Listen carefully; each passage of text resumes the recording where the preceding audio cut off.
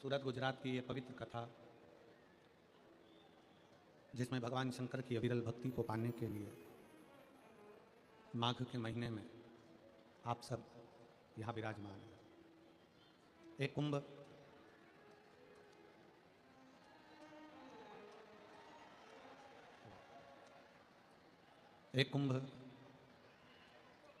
प्रयागराज की पवित्र भूमि पर लग रहा है और दूसरा कुंभ सूरत गुजरात की भूमि पर लग रहा है।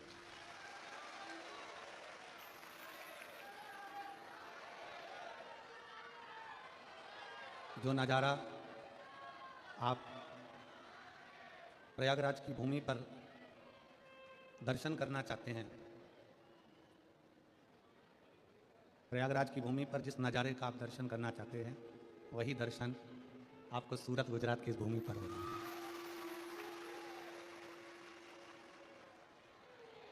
और तेरी कृपा बिना ना हिले एक भी अणु, लेते श्वास तेरी कृपा से तनु करूं। बखान क्या करूं मैं राखों के ढेर का, कपटी भभूत में खजाना कुबेर का। हे गंगाधार मुक्ति द्वार ओंकार तू, भोले ओंकार तू। आयुष शंभु तार तार तू।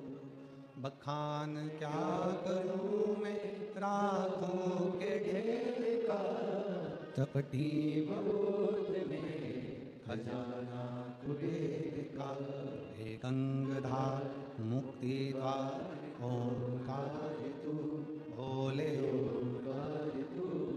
आयुष शंभु तार तार तू। कोई आकर बैठेगा, घर के पास में प्लाट खाली है, कोई कचरा डालकर जाएगा। घर का हॉल, घर का कमरा खाली है, कोई सामान रख जाएगा, उसमें कुछ ना कुछ डालकर चले जाएगा। उसी तरह शिव महापुराण की कथा कहती है, भगवान शंकर का चरित्र कहता है कि अपने दिल को, अपने मन को भगवान शंकर की कथा से भर कर रखो, तो दुनिया की व्यर्थ बातें तुम्हारे दिल में और तुम्हारे हृदय में नहीं।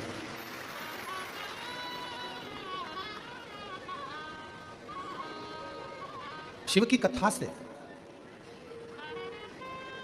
भगवान के भजन से, भगवान की भक्ति से, शिव नाम से, भगवान शंकर के स्मरण से अपने दिल को, अपने मन को भर लीजिए।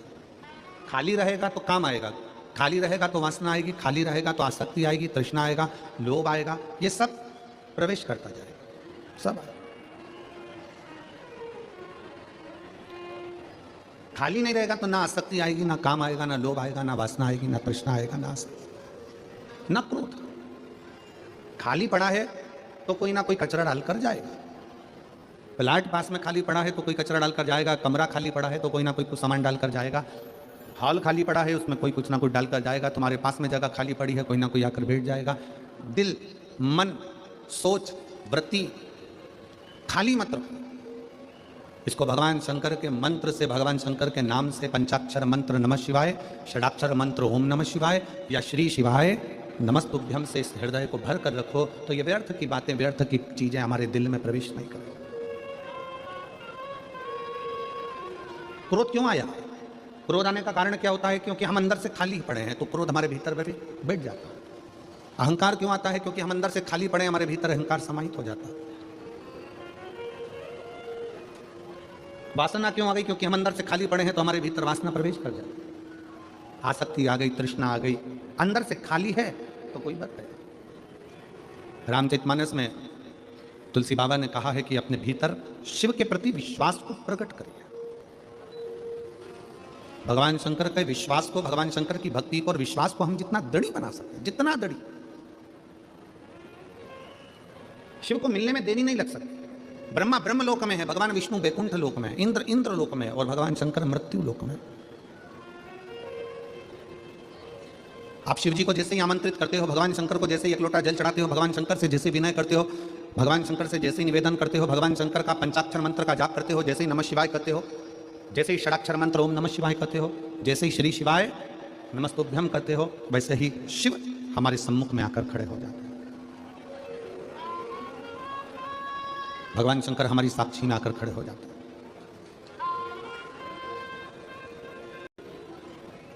सूरत, यह गुजरात की जो पवित्र भूमि है सूरत, यह गुजरात का सबसे बड़ा शहर है। किसकी भूमि है, किसकी धरा है? जहां पर इतने प्राचीन प्राचीन शिव मंदिर हैं, जहां पर इतने प्राचीन प्राचीन शिवालय हैं, प्राचीन प्राचीन देवालय हैं, और मां ताप्ती अपनी अविरल धारा के साथ में यहां बह रही है। कपिल मुनि की तपोस्थली, भगवान श्री कपिल जी महाराज का तप इसी सूरत की पवित्र भूमि पर किया गया, और कपिल मुनि ने इस पवित्र भूमि पर रहकर इतना तप साधना करी, इतनी तप साधना करी कि भगवान शंकर को आकर भी कपिल मुनि को यहाँ दर्शन मां ताप्ती के तट पर देना पड़ा। भगवान राम को भी आकर यहाँ पर कपिल मुनि की साक्षी कर।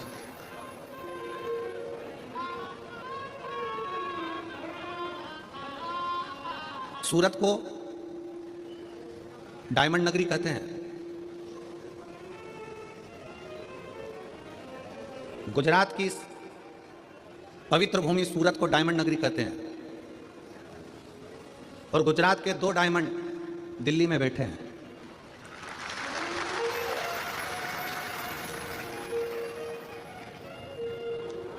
भारत माता की हाथ की उंगली में जैसे 2 अंगूठी है, इसी तरह गुजरात के 2 हीरे दिल्ली में भारत माता की इस उंगली में विराजमान।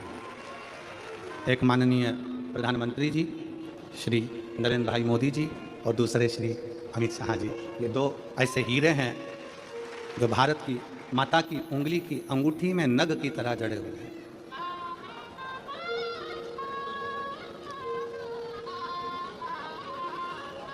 इसलिए गुजरात वालों को यह कहना नहीं पड़ता कि हम डायमंड नगरी से हैं, वो सीधा कह देते हैं दिल्ली में 2 डायमंड को देख लो और गुजरात को देख लो, बराबर है।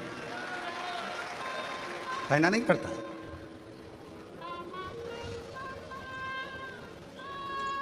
और जो 7 दिन आपको और हमको मिले हैं इस माघ के महीने में, 7 दिन में आप और हम जो भगवान शंकर के विरल भक्ति को धारण करने के लिए बैठे हैं, ये कपिल बाबा की भूमि पर। आप सबके स्मरण में होगा मां ताप्ती के किनारे पर बसा हुआ कंठारेश्वर महादेव का मंदिर। कौन कौन गया है? गुजरात वालों, सूरत गुजरात की पवित्र भूमि पर मां ताप्ती के तट पर बसा हुआ है कंठारेश्वर महादेव का मंदिर। कपिल मुनि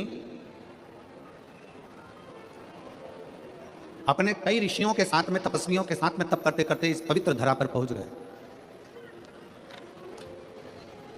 और इस पवित्र धरा पर पहुंचने के बाद कपिल मुनि ने तप साधना प्रारंभ करा।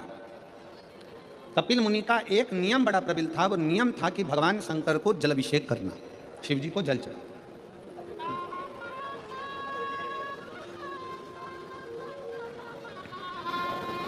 खूब तप प्रयास कपिल बाबा करते, आसपास के क्षेत्र में जाते, जल लेकर आते, शिव जी का अभिषेक करते, पार्थिव लिंग का निर्माण करते और निर्माण कर पूजन करते।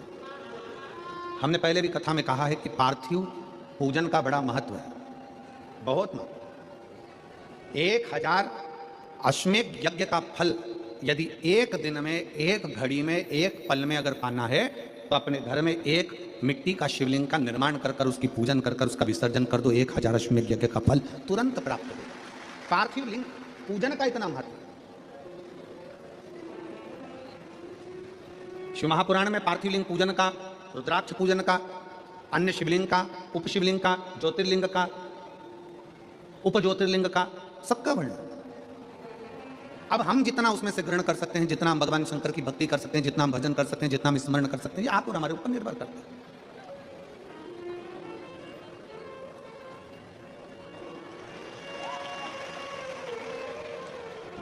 अब ये आपके और हमारे ऊपर निर्भर करता है कि हम शिव तत्व को कितना ग्रहण करते हैं। और मैंने तेरे ही भरोसे बाबा, तेरे ही भरोसे हवा बिच उड़ती जावांगी बाबा, डोर तो छड़ी ना मैं कटी जावांगी, भोले मैं शंभो मैं हवा बिच उड़ती जावांगी, बाबा डोर हटो छठी ना में कटी जावांगी। शिव पुराण कर रही है, भगवान शंकर का चरित्र कर रहा है, शिव तत्व कथा है। तुलसी बाबा ने जैसे अपने एक संवाद में लिखा कि विश्वास की मूलता में शिव की प्राप्ति है, शंकर विश्वास रूपिणो।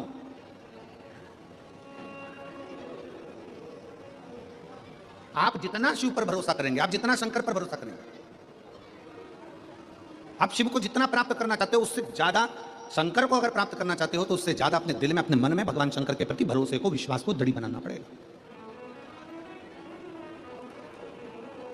अच्छा एक बात बताओ रे सूरत वालों, वो मेरी सूरत की जीजियों और मेरे जितने जीजा बैठे हैं, बेटियां बेटा जितने बैठे हैं, उन सबसे निवेदन करेंगे, शेर को जंगल का राजा कौन बनाता है? कोई ने उसको मुकुट पहनाया? जम के बोलो, पहनाया किसी ने? किसी ने उसको सिंहासन पर बिठाया? बोलते जाओ। नहीं। किसी ने उसका राज तिलक करा? आवाज नहीं आई।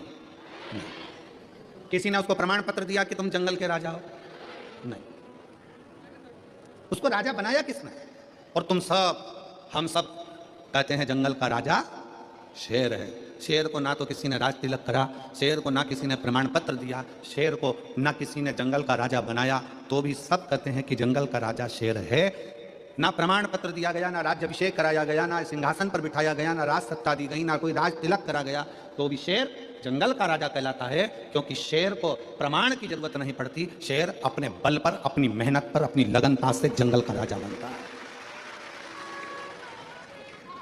शेर में वो बल है कि वो जंगल का राजा बन जाता है। अपना बल, अपनी बुद्धि, अपनी ताकत, अपनी श्रेष्ठता, अपनी प्रबलता के कारण जंगल का राजा शेर बनकर बैठ जाता है। शेर को कोई जंगल का राजा नहीं बनाता, फिर भी शेर जंगल का राजा बन जाता है। शिव महापुराण की कथा कहती है, भगवान शंकर पार्वती जी से काशी में बैठकर, काशी के गंगा घाट पर भगवान शंकर पार्वती से कहते हैं कि संसार में जन्म लेने वाला कोई जीव साधारण नहीं होता पार्वती, जिसको मैं पृथ्वी पर जन्म देता हूं उसको श्रेष्ठ बनाकर भेजता हूं, बस उसके ऊपर निर्भर करता है कि वो राजा बनेगा कि फकीर बनेगा। राजा बनना भी तुम्हारे हाथ में और फकीर बनना भी तुम्हारे हाथ में, श्रेष्ठ बनना भी तुम्हारे हाथ में और भिखारी बनना भी तुम्हारे हाथ में।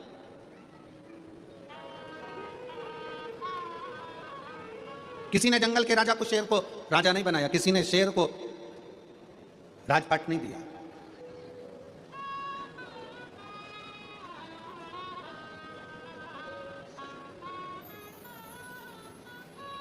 किसी ने नहीं।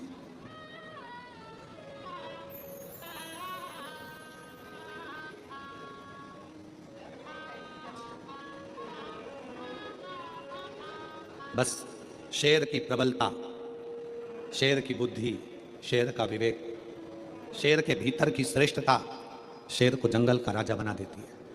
शंकर भगवान माता पार्वती जी से गंगा जी के घाट पर बैठकर, काशी में बैठकर बड़े प्रेम से कहते हैं, पार्वती संसार में जन्म लेने वाले मनुष्य को, चाहे वो जलचर हो, चाहे वो थलचर जीव हो, चाहे वो वायुचर जीव हो, चाहे वो मनुष्य हो, सबको मैंने रचा है। सबको मैंने रचा, सबकी रचना मैंने करी, सबको बुद्धि देकर भेजा, सबको विवेक देकर भेजा, सबको श्रेष्ठ बनाकर भेजा।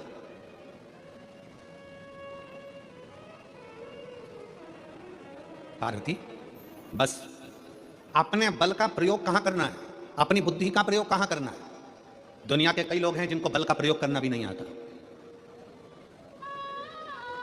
बल का प्रयोग करना नहीं आता। कई लोग बैठे हैं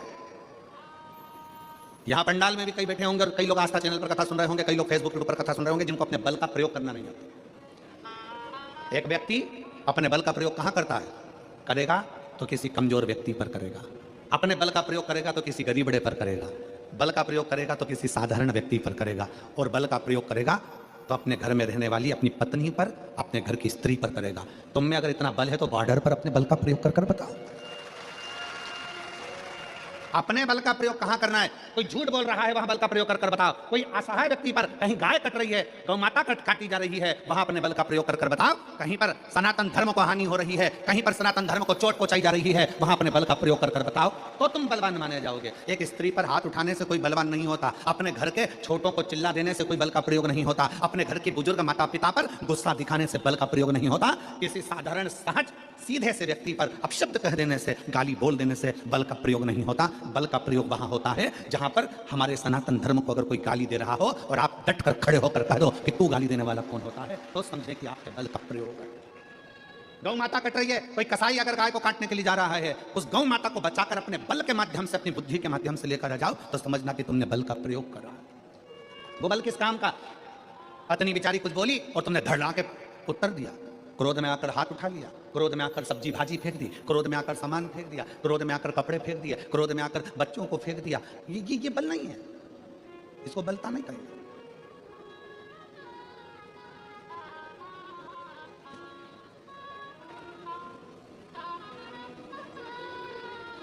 शेर को जंगल का राजा कोई नहीं बनाता, पर शेर जंगल का राजा कहलाता है क्योंकि वो अपने बल की श्रेष्ठता रखता है कि मुझे बल कहां दिखाना है, मुझे अपने बल का प्रयोग कहां करना है, अपनी बुद्धि का प्रयोग कहां करना है, अपने विचारों का प्रयोग कहां करना है।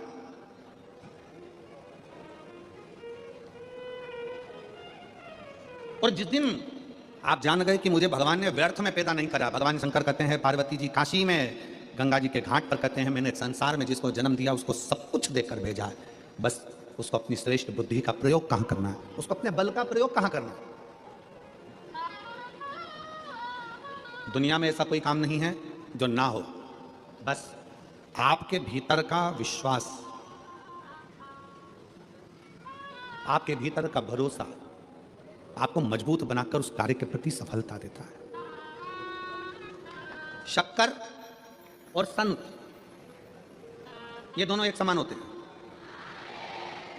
शक्कर और संत ये दोनों एक समान होते हैं। शक्कर का काम और संत का काम एक जैसा होता है। शक्कर जहां गिरती है वहां मीठा कर देती है। शक्कर चाय में गिरी तो चाय को मीठा कर दिया, सब्जी में गिरी तो सब्जी को मीठा कर दिया। शक्कर कड़ी में गिरी तो कड़ी को मीठा कर दिया, दाल में गिरी तो दाल में को मीठा कर दिया। शक्कर अगर दही में गिरा तो दही को मीठा कर दिया, दूध में गिरा तो दूध को मीठा कर दिया, रबड़ी में गिरी तो रबड़ी को मीठा कर दी, मावे में गिरी मावे को मीठा कर दिया। शक्कर जहां गिरती है वहां मिठास छोड़ जाती है, और संत, असली संत जहां आकर एक बार बैठ जाता है वहां अपनी भगवान की भक्ति छोड़कर चले जाता है। शक्कर और संत एक जैसे हैं।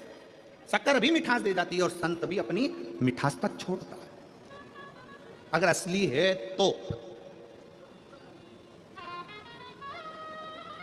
बहुत कठिन है संसार में, बहुत कठिन।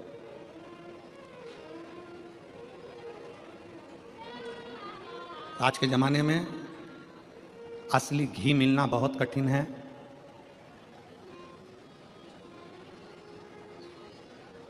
असली रुद्राक्ष मिलना कठिन है, असली लोग मिलना कठिन है, और असली भजन मिलना कठिन है।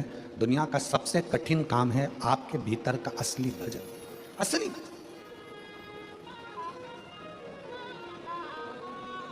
अपने भीतर का भजन दूसरे के लिए नहीं होता, अपने भीतर का भजन अपने लिए होता।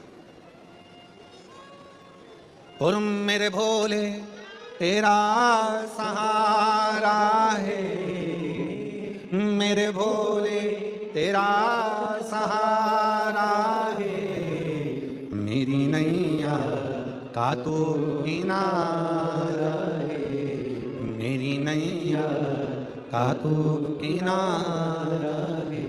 मेरे बाबा तुझे पुकारा है, मेरे बाबा तुझे पुकारा है, मेरी नैया का तो किनारा है, मेरी नैया का तो किनारा है। अपना विश्वास जिस दिन शिव के प्रति हो गया, शंकर के प्रति जिस दिन भरोसा दृढ़ हो गया। एक पत्र है,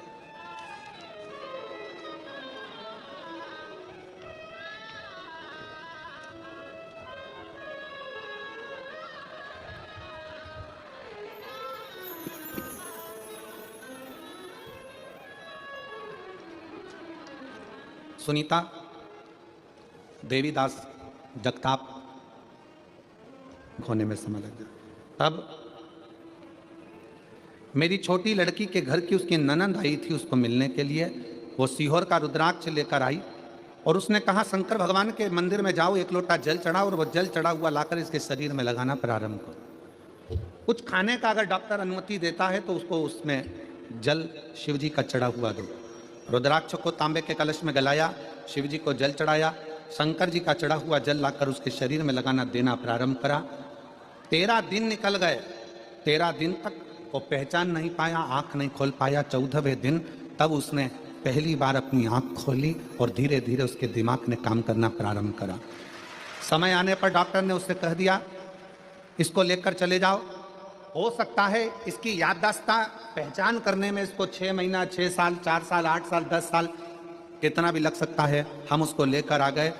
दवाई देते डॉक्टर की, जैसे गुरुजी आप कहते हो कि डॉक्टर शंकर का एक रूप है, उसी तरह हम डॉक्टर को शिव का एक रूप मानकर उनकी दवाई भी देते, शिव जी का चढ़ा हुआ जल भी देते। और बाबा की ऐसी कृपा हुई कि 15 से 20 दिन में उसकी नलियां निकल गईं और बाबा की कृपा से आज मेरा बेटा पूर्ण तरह से स्वस्थ हो गया और चलने भी लगा और विवेक काम भी करने लगा।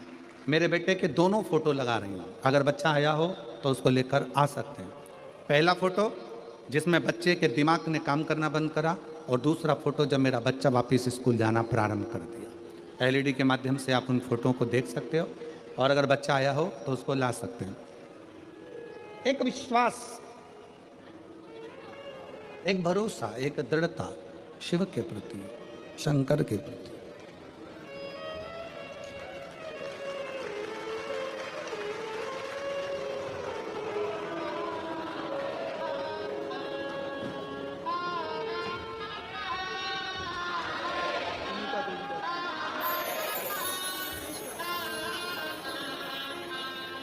आप ही का पुत्र है, ठीक है बेटा, रो मत, अच्छे से आंसू बचो पहले, आंसू बचो, आंसू बचो पहले, आंसू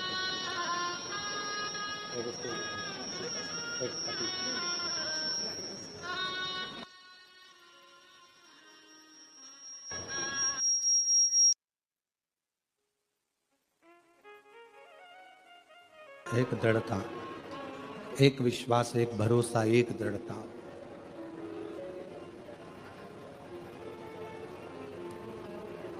जिस दिन आपने दिल में विश्वास रख लिया कि मैं शंकर की भक्ति करूंगी और शिव मेरी सुनेगा, शिव आएगा, सुनेगा।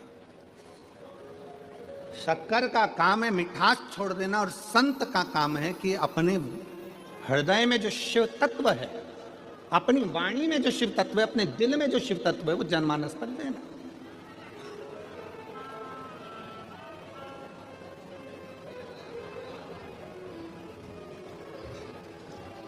जब कोई संत, जब कोई साधु, जब कोई तपस्वी, जब कोई साधक उपासक तुम्हारे नजदीक में आए, तो ये मानकर चलना कि भगवान शंकर स्वयं तो नहीं आ सकता, पर अपना कोई गण आपके दुख के निवारण के लिए संत के रूप में आपके पास भेज दे, कोई गुरुजन के रूप,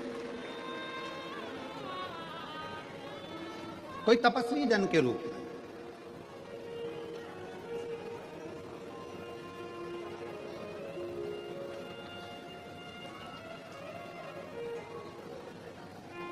देवराज नाम का ब्राह्मण, शिव महापुराण कथा के महत्तम में आता है कि देवराज नाम का ब्राह्मण जो चोरी का धन लेकर शंकर जी के मंदिर में गया था, उसको नहीं मालूम था कि शिव की भक्ति क्या होती है। देवराज नाम के ब्राह्मण को नहीं मालूम था कि शिव तत्व क्या होता है। देवराज नाम के ब्राह्मण को नहीं मालूम था कि शंकर का गुणगान क्या होता है। देवराज नाम के ब्राह्मण कभी शंकर जी के मंदिर में पांव न रखा है।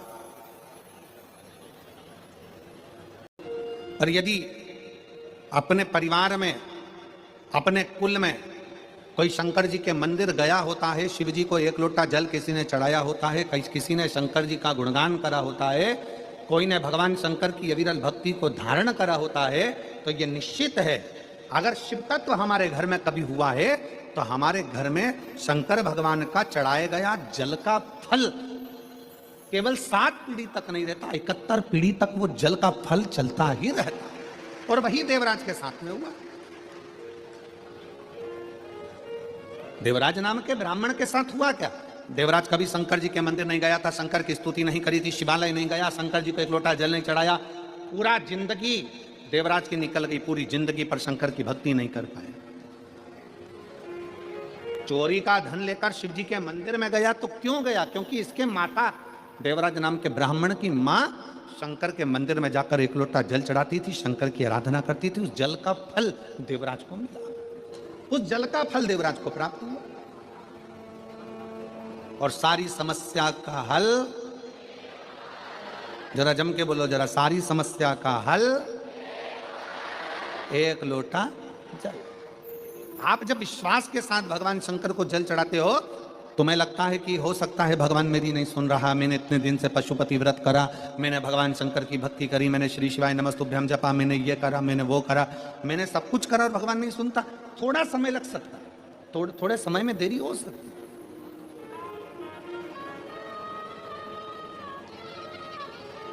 पर यदि विश्वास अगर दृढ़ी है, भरोसा अगर दृढ़ी है, तो वो शिव सुनता जरूर है, शंकर सुनता।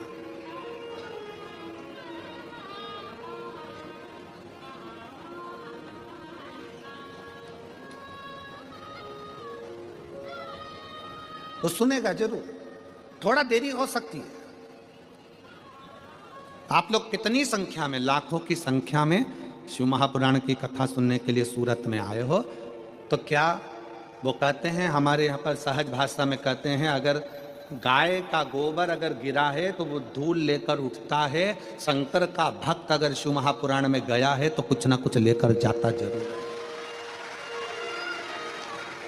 कोई खाली तो जाओगे नहीं, कहीं ना कहीं मेरा ओगरदानी, कहीं ना कहीं मेरा शिव, कहीं ना कहीं मेरा शंकर, कहीं ना कहीं मेरा शंभू, कुछ ना कुछ तो देकर भेजे।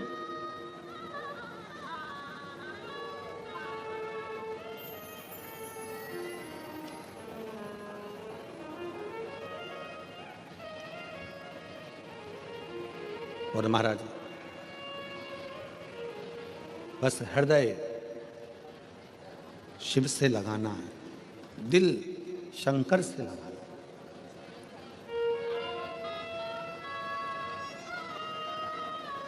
और जब हृदय शिव से लगेगा तो ये मानकर चलना कि शिव तुम्हारे दिल की बात सुनेगा। हमने पहले भी कथा में कहा, फिर कहते हैं, शंकर कभी दिखावे से प्रसन्न नहीं होता। शिव जी तुम्हारे दिखावट से, हम पहले एक बार कहे थे, दिखावट, सजावट, बनावट, ये सब बेकार। शंकर के लिए तो केवल दिल, हृदय, चित्त चाहिए, मन चाहिए, केवल ये।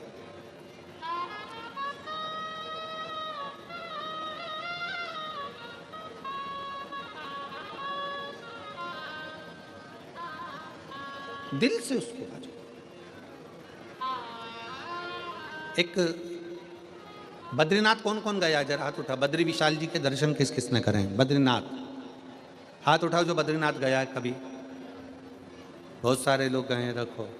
बद्रीनाथ मंदिर के दर्शन करें आप लोगों ने उत्तराखंड में जाकर? जब हम बद्रीनाथ जी के मंदिर के दर्शन करते हैं तो बद्रीनाथ जी के मंदिर के दर्शन कर कर, परिक्रमा कर कर जब हम उस ओर आते हैं तो वहाँ एक मंदिर है, छोटा सा, मंदिर के अंदर। इधर तो लक्ष्मी जी हैं,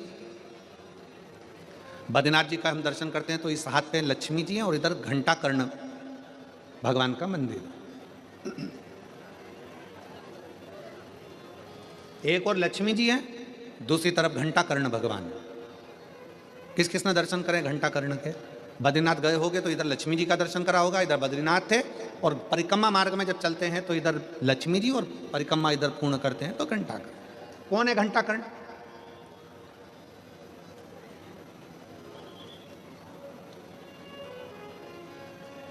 ये वो यक्ष है जो भगवान शंकर की अविरल भक्ति में डूबा रहता था। शिव जी की भक्ति के सिवाय इसको कुछ सुहाता ही नहीं था, शंकर की उपासना के सिवाय इसके दिल में कुछ रहता ही नहीं था। ना ये दिखावट करता था, ना ये बनावट करता था, ना ये सजावट करता था। बस इसका एक काम था, शंकर के मंदिर की स्तुति करना, शिव का भजन करना, शंकर की भक्ति में डूबे रहना। जहां पर शंकर की कथा होती थी घंटा कर्ण वहां पहुंच जाता था, जहां शिव की भक्ति होती वहां घंटा कर्ण पहुंच जाता।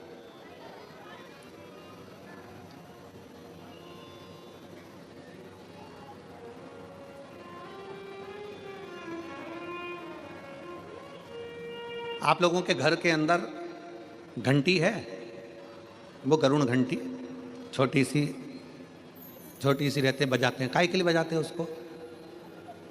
भगवान की आरती में बजाया जाता है, भोग लगे तब बजाया जाता है, भगवान को जगाना हो तब बजाया जाता है। किसके लिए बजाते हैं? भगवान के लिए। जम के बोलो जरा, उसको भगवान के लिए बजाते हो? कि भगवान तुम भोजन करो, भगवान तुम जागो, भगवान तुम ये करो, भगवान तुम वो करो। नहीं, शिव महापुराण की कथा कहती है घंटी का नाद इसलिए करा जाता है कि अपनी बुद्धि को, अपने चित्त को केंद्रित करो भगवान के चरणों की ओर। और जितने घर में सदस्य हैं, घंटी की आवाज को सुनकर अपने विवेक को ये केंद्रित कर लें कि मेरे घर में मेरा लड्डू गोपाल, मेरे घर में मेरा ठाकुर, मेरे घर में मेरा राम, मेरे घर में मेरा दत्त, मेरे घर में मेरा हरि विठल, मेरे घर में मेरा विश्वनाथ, मेरे घर में मेरा सोमनाथ बैठा हुआ। अपनी बुद्धि को केंद्रित करना, अपने विवेक को केंद्रित करना, अपने चित्त को केंद्रित करना कि यहां मेरा भगवान बैठा है और मुझे मेरी बुद्धि को केंद्रित करना। आप जितनी देर कथा में बैठो उतनी देर अपने विवेक को, अपनी बुद्धि को, परमात्मा को केंद्रित करके रखो। केंद्रित, वो ना जाने कब कौन सी कृपा कर कर चले जा, कौन सी वाणी हमारे ये शिव महापुराण की कथा अपने विवेक को, अपनी बुद्धि को केंद्रित करना सिखाती।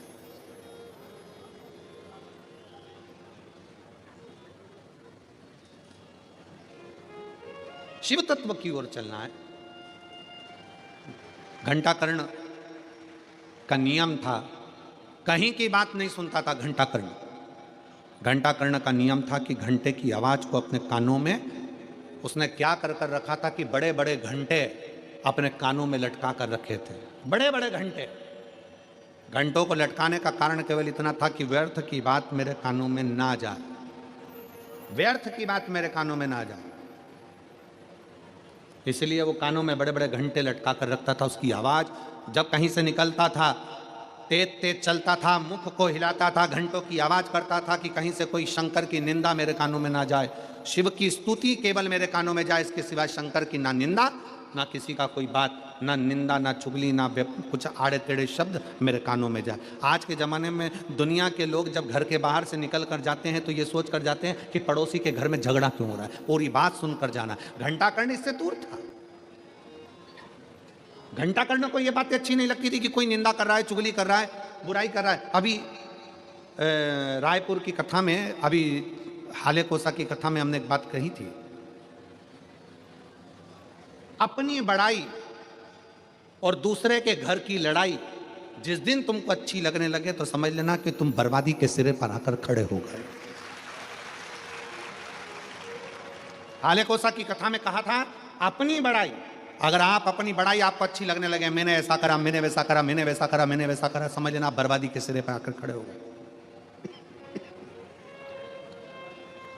अपनी बड़ाई आपको अच्छी नहीं लगना चाहिए। भैया जो कुछ कर रहा है वो भोलेनाथ कर रहा है, मैंने कुछ नहीं करा, जो करेगा मेरा शंकर करेगा, जो किया मेरे शिव ने करा, जो करा मेरे शंकर ने करा। हमने पहले भी शिव महापुराण की कथा में कहा है, शिव महापुराण की कथा बाँचने वाला पंडित प्रदीप मिश्रा नहीं है, शिव महापुराण की कथा करवाने वाला जजमान नहीं है, शिव महापुराण की कथा सुनने वाले आप नहीं हो। शंकर की कथा बाँचने वाला भी शंकर है, शंकर की कथा करवाने वाला भी शंकर है, और कथा सुनने वाला भी शंकर है। निमित्त हम हैं, निमित्त आप।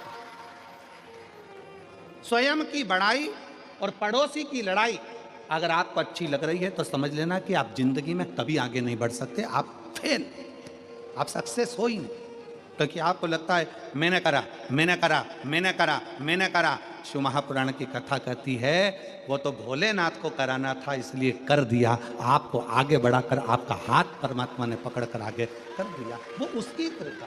और प्रभु आपकी कृपा से सब काम हो रहा है, करते हो भोले बाबा मेरा नाम हो रहा है, करते हो भोले बाबा मेरा नाम हो रहा है। भोले आपकी कृपा से सब काम हो रहा है, शंभु आपकी कृपा से सब काम हो रहा है। अपने भीतर अपनी बड़ाई मत लेकर आओ कि मैं करना ना। और पड़ोसी की लड़ाई, अगर हो रही है, भगवान से प्रार्थना करो ये दोनों शांत हों, शांति बने, लड़े ना। बहुत अच्छा घर है, बहुत अच्छा परिवार है, उनकी लड़ाई में तुम खुश मत हो कि कितना अच्छा हो रहा है। अच्छा है, सास बहू की खूब लड़ाई हो, भाई भाई की लड़ाई हो, परिवार की लड़ाई हो, ना ना, भगवान से प्रार्थना करो मेरे पड़ोसी अच्छे रहें, सुखी रहें, सर्वे भवन्तु सुखी, सब श्रेष्ठ। यक्ष घंटाकर्ण अपने कानों में बड़े बड़े घंटे लगा लेता था, किसी की निंदा ना सुन पाऊं, अपशब्द सहन ना कर पाऊं, ताने ना सुन पाऊं, गालियां ना सुन पाऊं। घंटाकर्ण अपने कानों में घंटे बांधते।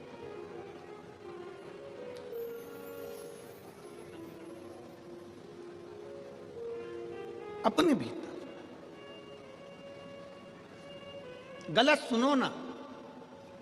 शिव महापुराण की कथा होती है ना, तो कई लोग कहेंगे भी बहुत भीड़ है, रास्ता जाम है, ऐसा है वैसा है। इतना ट्रैफिक जाम रहता है, इतना ट्रैफिक जाम रहता है कि पूछो ना। हम कहते हैं अगर इस जाम में फंस गए तो संसार के जाम में कभी नहीं फंस पाओगे, ये पक्का। ठीक है।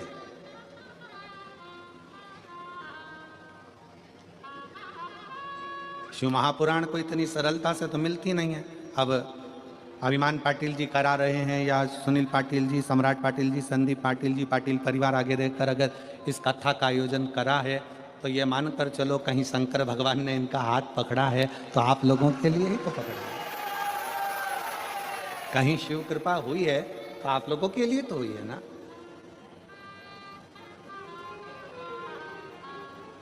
बस आप घंटाकर्ण जैसे, वो घंटाकर्ण यक्ष जो था वो साधारण नहीं था, कुछ गंदा नहीं सुनता था, अच्छा सुने, श्रेष्ठ सुने, श्रेष्ठ धारण कर।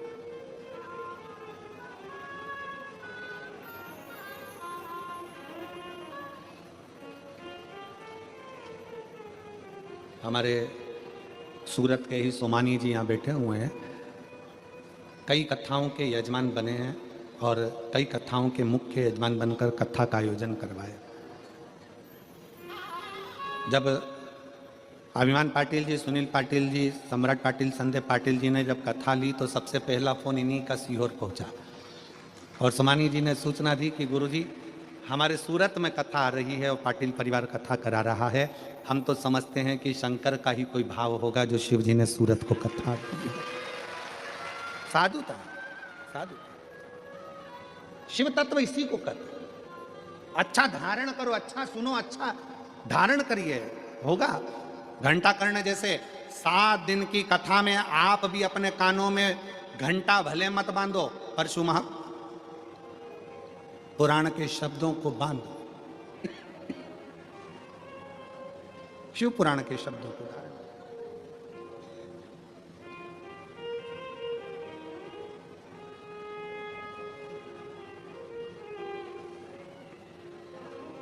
जब हम हमारे भीतर शंकर की कथा को उतार लेंगे तो हमारा मन कहीं दूसरी जगह जाएगा ही नहीं। वो कहते हैं ना,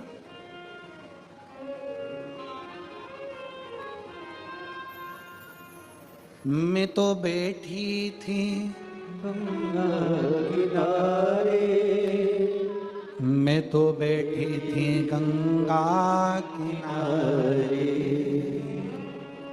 मैं तो बैठी थी गंगा किनारे, मैं तो बैठी थी गंगा किनारे।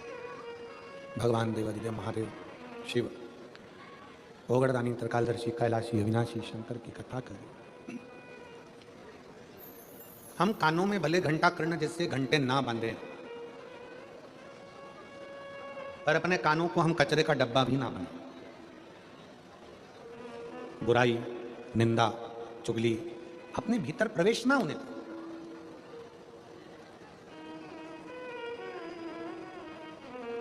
एक बार घंटाकर्ण के मन में बात जागृत हो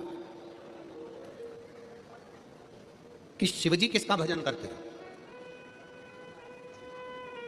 शंकर भगवान किसको भजते। शिव महापुराण की कथा कहती है ब्रह्मा, विष्णु और महेश इन तीनों में कोई भेद नहीं, कोई कहे कि हम राम की पूजन करते हैं, हम शंकर को नहीं मानते।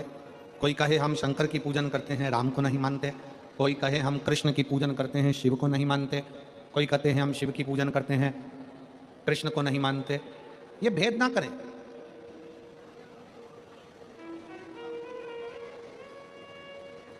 ये तीनों एक हैं। भगवान शंकर की आरती में भी ये दर्शाया जाता है, ब्रह्मा विष्णु सदा शिव जानत भोले जानत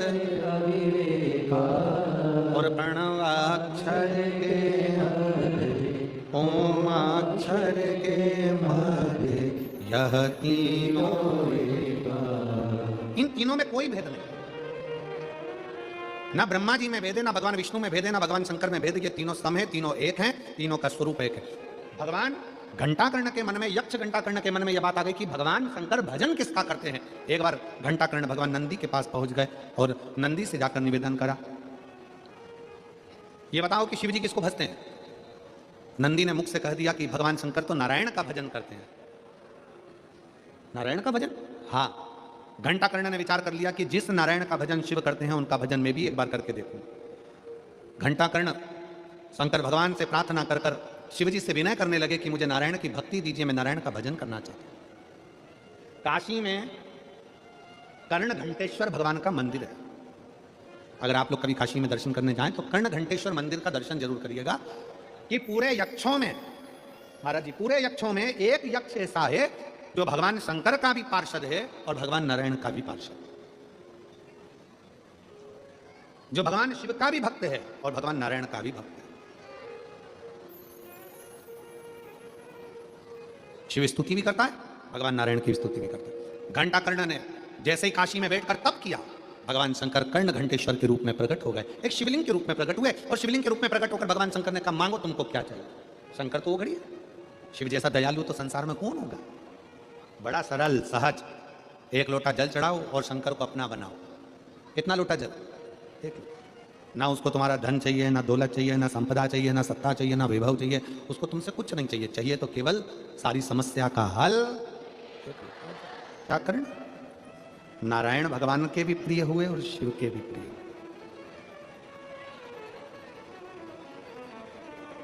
जिसका विवेक बुद्धि स्थिर नहीं होती है ना,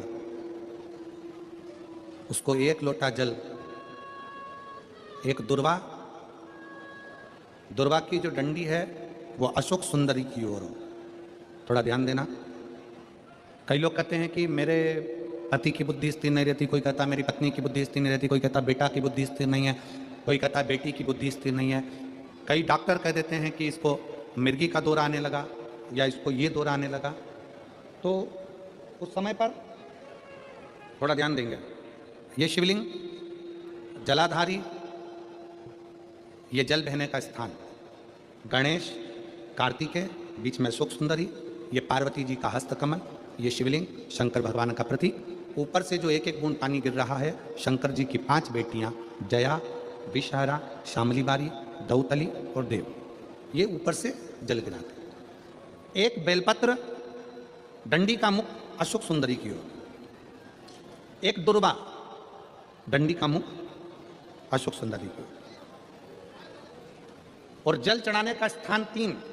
पहला, शिवलिंग का जल अगर इधर बह रहा है तो इधर खड़े होकर, दूसरा जल उसी पानी का एक ही लोटा, थोड़ा सा जल इधर से, थोड़ा इधर से खड़े होकर, थोड़ा इधर से खड़े होकर, कर्ण घंटेश्वर महादेव जो कि काशी में विराजते हैं, कर्ण घंटेश्वर महादेव के नाम से 3 स्थान से जल चढ़ाया जाए। और वो जल का आचमन, जिसका मस्तिष्क काम ना करता हो, दिमाग काम ना करता हो, स्थिर ना रहता हो, मिर्गी के भी अगर दौरे आते हों तो उस जल का भाग उसको अवश्य दीजिए। धीरे धीरे उसकी बुद्धि और विवेक काम करना बंद चालू करेगा। और साथ में जो मिर्गी के दौरे आ रहे हैं, वो मिर्गी के दौरे भी, इसका एक प्रमाण आया है। ध्यान से सुनेंगे। शंकर का शिवलिंग जलाधारी, जल बहने का स्थान, एक बेलपत्री जिसका डंडी का मुख जलधार बहने वाले स्थान पर हो, एक दुर्वा जिसका डंडी का भाग जल बहने वाले स्थान पर हो। कर्ण घंटेश्वर भगवान जो काशी में विराजते हैं, पहला जल जहां जल बहता है उसकी साक्षी में, दूसरा और तीसरा, 3 स्थान पर खड़े होकर कर्ण घंटेश्वर महादेव के नाम से अगर जल चढ़ाकर उस जल का आचमन, जिसका विवेक काम नहीं कर रहा है, कोई बच्चा मानसिक विकलांग है, बुद्धि काम नहीं कर रही है, डॉक्टर ने कर दिया ये कोमा में चला गया है, वेंटिलेटर पर पड़ा हुआ है और विवेक काम नहीं कर रहा है, तो डॉक्टर का इलाज तो करवाओ, क्योंकि डॉक्टर शंकर का एक रूप है। जो दवाई दे वो भी खिलाओ, और साथ में कर्ण घंटेश्वर का जल भी, उसका नाम लेकर चढ़ाकर वो जल भी अगर उसको आचमन कराया जाएगा तो जल्दी से जल्दी विवेक काम करना प्रारंभ करेगा। और अगर मिर्गी का दौरा आ रहा होगा तो वो मिर्गी का दौरा धीरे धीरे बंद होता चलेगा। कर्ण घंटेश्वर महादेव घंटा कर्ण बद्रीनाथ जी के पास में विराजमान है, वहां नारायण की भक्ति में, और कर्ण घंटेश्वर भगवान शंकर दर्शन दिए हैं घंटा कर्ण लक्ष्य स्थिरता की।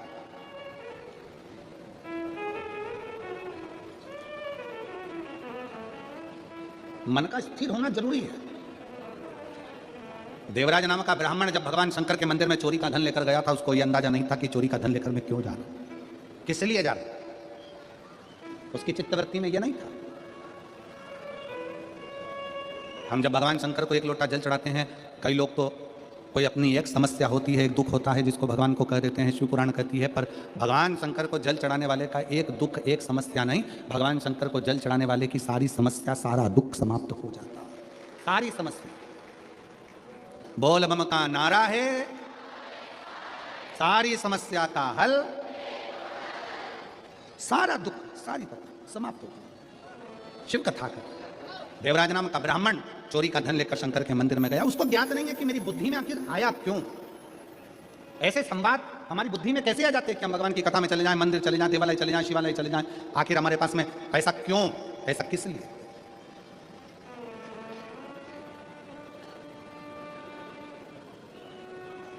कभी कभी एक बहुत अच्छी बात अपने चित्त में उतारिएगा कि मान लो बहुत बड़ा एक्सीडेंट हुआ, बहुत बड़ा, और उस बहुत बड़े एक्सीडेंट में थोड़ी सी चोट लगी, गाड़ी अगर पूरी टूट भी गई, गाड़ी बेकार भी हो गई और थोड़ी सी चोट लगे, तो सबसे पहले जहां एक्सीडेंट हुआ है उसी स्थान पर उस भगवान शंकर को धन्यवाद देना कि तूने मेरे एक लोटे जल की लाज रख ली,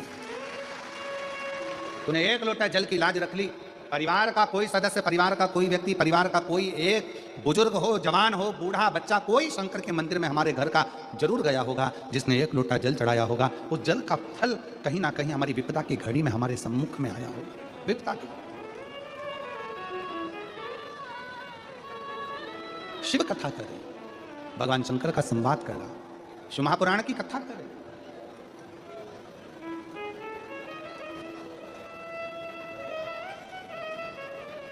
इस कथा के पंडाल में एक बहन ऐसी बैठी है जिसको डॉक्टर ने मना कर दिया था कि तेरी जिंदगी में तुझे कभी बच्चे नहीं हो सकते, क्योंकि तुझे संतान का सुख नहीं है, तेरे शरीर में कोई प्रॉब्लम है जिसके कारणवश तुझे औलाद नहीं हो सकती, तुझे संतान नहीं हो सकती।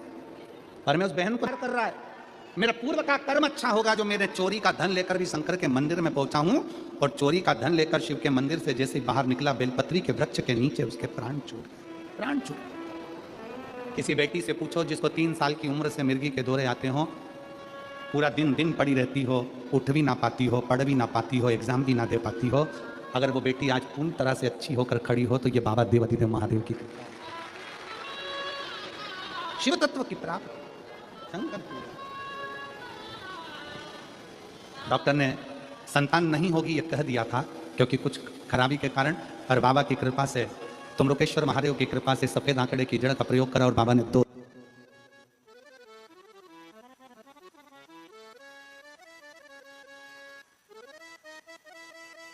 सूरत की इन जीजियों का, जीजाओं का प्रबल हुआ, तो ये शिव महापुराण की कथा माघ महीने में यहाँ पूर्व का पुण्य है। और सूरत वालों, ओ मेरी सूरत की जीजियों जीजाओं, ये कथा कुबेरेश्वर धाम से चलकर यहां तक पहुंची है, यहां पहुंची है कथा।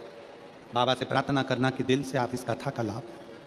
देवराज नाम के ब्राह्मण के प्राण बेलपत्री के वृक्ष के नीचे चले गए, भगवान शंकर उसको कैलाश धाम ले गए। एक बिंदुक नाम का ब्राह्मण जिसकी पत्नी का नाम था चंचुला, बिंदुक जब जल में डूबकर मर जाता है तो प्रेत की योनि में चले जाता है, प्रेत की। और चंचुला देवी काशी की यात्रा करती है, सीढ़ियों पे से पांव फिसल जाता है, प्राण छूट जाते हैं, पार्वती जी की सहेली बन जाते हैं। पर मन विचलित है उसमें, मन स्थिर नहीं है।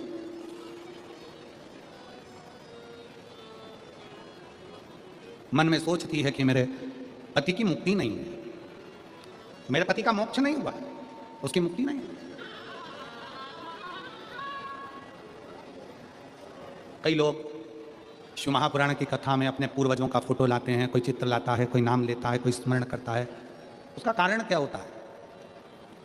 शिव महापुराण की कथा में वर्णन किया, विदेश्वर संहिता के अंतर्गत शिव पुराण की कथा सुनकर जिस गली में से, जिस मोहल्ले में से, जिस नगर में से कोई व्यक्ति कथा सुनकर निकल कर जाता है तो उसके शरीर के तरंगों को हवा छूकर भी निकल जाती है और किसी के शरीर को लग जाती है तो उसका अगला जन्म नहीं होता, वो भी परमात्मा की भक्ति का स्मरण कर शिव के चरणों में रहता है, शिव चरणों में।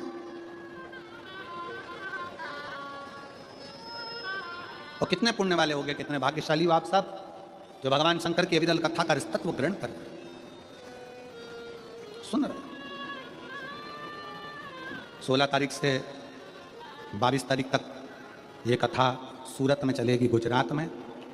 24 तारीख से 30 तारीख तक कथा साकरी महाराष्ट्र में चलेगी। जिनके 5 पंडाल का नियम होता है, जिनके 7 पंडाल का नियम होता है, कहीं ना कहीं शिव आपके मनोरथ को, आपके मन की कामना को पूर्ण करने के लिए नजदीक में कथा देता है, जिससे आपके कामना पूर्ण हो जाए। कामना पार्वती जी का मन स्थिर नहीं, पार्वती जी की सहेली का, सखी का, चंचुला देवी का मन स्थिर नहीं था। तब चंचुला देवी ने पार्वती जी को कहा कि मेरा पति बिंदुक चले गया है, उसके मोक्ष के लिए क्या करूं? शिव पुराण की कथा का वर्णन किया। कौन जजमान होगा, कौन कथा कहेगा, कौन सुनेगा? शिव जजमान बनेंगे। ईसर जी, गोरा जी बनकर बिंदुक प्रेत योनि से छूटने के लिए कथा सुन रहा है। तुम रुका जी कथा को कह रहे हैं और बड़े प्रेम से ईसर जी, गोरा जी पधार रहे हैं। जोरदार ताली बजाकर स्वागत करें ईसर जी और गोरा जी, जो भगवान शंकर की इस पवित्र शिव महापुराण के यजमान बन कथा को श्रवण करते हैं। बोलो विश्वनाथ भगवान की। हर हर महादेव। भगवान शंकर का स्वरूप ईसर जी, गोरा जी गणा और गोर बनकर शिव महापुराण के यजमान बनकर कथा का रसतत्व ग्रहण कर रहे हैं। भाव से आज प्रथम दिवस की कथा यहाँ विराम ले रही है।